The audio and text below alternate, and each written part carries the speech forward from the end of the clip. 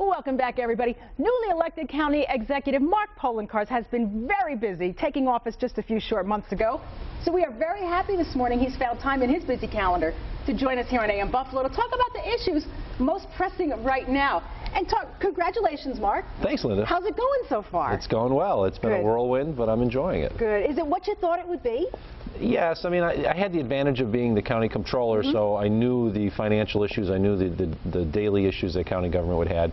But as in anything, there's always little things that pop up that you least expect. The fire that was at the facility in downtown Buffalo at the convention tower, the county has 3 floors in that building, so we had to deal with that, and that's not something you'd expect on a daily basis. But so far, so good. Good. And I understand we're thanking you for this easy winter. I would say take it while everybody is, but I'm saying, hey, we have a new county executive. All of a sudden, we had like the greatest winter in history. But it's actually good for the county, isn't it? I'll take the claim if that's what it is. But yeah, it is a good thing because it saved us almost $500,000 up to this point.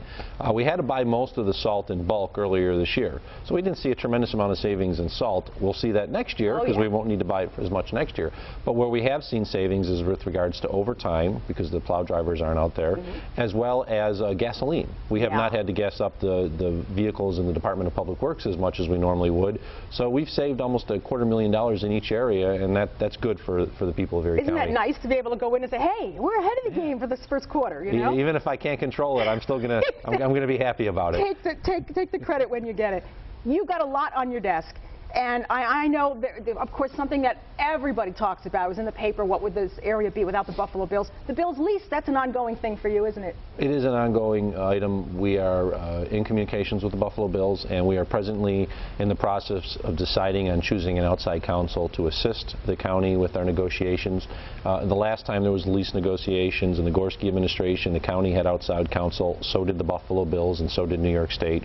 We're in that process right now. We're going to make a decision in the next week, and the communications between the Bills and the county and the state are ongoing. That's great. That's great. Also, I know a lot of people are concerned about the daycare subsidy, and there's a lot of people affected by that. Well, in the prior administration, they cut the subsidy limits from 200% of the poverty level down to 125%, and it took a lot of working moms and dads. It forced quite a few of them to actually go onto welfare and Medicaid so that they could just provide daycare subsidies for their children. That's wrong. What we should be doing with the welfare system, the social service system, is putting people to work and not having them come back onto it.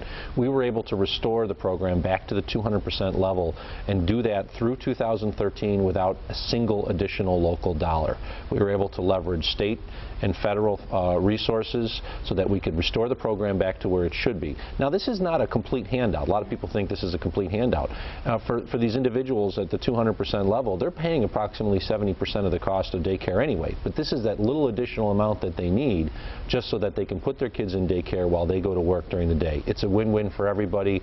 It also creates jobs in the area. Oh, yeah. Basically, for every dollar we put in with regards to the daycare subsidy, we're getting another job out of it in the long run. So it's a good thing for all people in Erie County. And Mark, everybody is talking right now about industrial development and getting more jobs here. There's been a real interest in watching the store that's made in America. There's just a lot of interest in putting Americans to work and bringing industry back to this area, and I know you're behind that as well.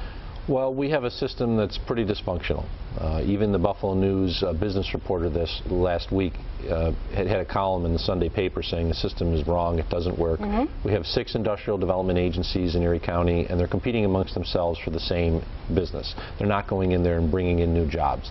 And they're giving benefits to entities that truthfully don't qualify for them. We just saw a sales tax in an IDA break given in Amherst to a pizza parlor. This isn't what we're here for. We're here to create jobs, not to give benefits to pizza parlors. Because if you give it to one, you pretty much got to give it to everyone. Well, I would think, yeah. So what we're talking about is creating a system that's better, a more unified system, so that we're working together to bring in jobs from outside of the area. One of my core goals is to work on bringing in Canadian companies, having them open up American subsidiaries in the United States, in Buffalo. Right now they're doing it in Tennessee, Ohio, and Kentucky. They should be doing it in Buffalo. Canada is the United States' #1 trading partner. Its financial center is 90 minutes away down the QEW, but we might as well be 9,000 miles away because we haven't been working with them to bring new jobs in this area. I think you're absolutely right. And that's one of the things we've already done. We've been up in Canada, we've talked to the Canadian representatives here. I don't want to steal Canadian businesses and move in the United States, but if they're going to open up American operations, and they are, I want them in Buffalo, not Ohio. Would Labatt be an example of that, or am I incorrect? Labatt's one example. Okay.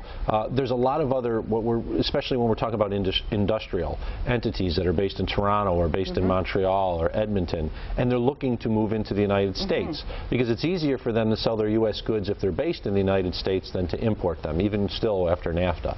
So one of the things that we're really focused on is if they're planning on creating an American subsidiary, if they want to buy a business in the United States and create a new industry, let's do it here. There's just a new entity in Niagara Falls that's reopening and putting about 200 people to work in Niagara Falls that's based out of Montreal.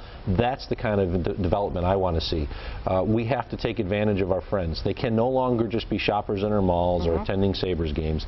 I want them to be investors in our community. You know, that sounds so right, and it did seem that the feeling about that was like it was just too hard to get going in this country. There was so much red tape, and it's good to know that you're behind that and will clear the way. Well, it's not that hard, and I'll remind folks that the taxes in Erie County are lower than they are in Toronto. The sales tax is about 5% lower than it is in Southern Ontario. So for someone to say that we're a high-taxed state, yeah, we are compared to other areas, but we're much less expensive than Canada. Very competitive. Yes, we are. And you know, it's interesting because I've had this on Facebook, Mark. The biggest challenge I've asked, I put the question out there, what's your biggest challenge? And we had a Laura Morton write in, and she says the biggest challenge would be getting everybody to work together on the issues. You think you'll be successful with that? I'm working on it. It is a challenge. Laura's correct. I mean, you were right. It is an issue. One of the problems that we have is we think so parochially. People talk about the city, talk about the suburbs, they talk about their village. Well, when we leave this area, we go on vacation, whether you live in Clarence or Newstead, people ask you where you're from, you say Buffalo. I'm from Buffalo, I'm from Western New York. Well, we need to continue to think that way, not only when we go on vacation, but when we work together to create a better system. I don't see villages going out of existence like they were talking about. I don't see that happening. But in the end, we can still save money by creating a better system in which we share services, in which we share buying power, so that we're not competing amongst ourselves and we get the best deal in the long run.